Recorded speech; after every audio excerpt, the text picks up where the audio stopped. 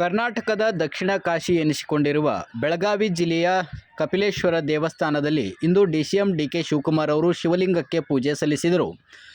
111 litre ಹಾಲಿನ ಅಭಿಷೇಕ ಮಾಡುವ ಮೂಲಕ ಶಿವಲಿಂಗಕ್ಕೆ ವಿಶೇಷ ಪೂಜೆ ಮಾಡಿದ ಡಿಸಿಎಂ ಡಿಕೆ ಶಿವಕುಮಾರ್ ಅವರು ತುಪ್ಪ ಹಾಗೂ ಇನ್ನಿತರೆ. ಇದೇ ಸಂದರ್ಭದಲ್ಲಿ ಸಚಿವ ಎಂಸಿ ಸುಧಾಕರ್ ಸೇರಿದಂತೆ ಹಲವು ಸ್ಥಳೀಯ ನಾಯಕರುಗಳು ಕೂಡ ಭಾಗಿಯಾಗಿದ್ದರು.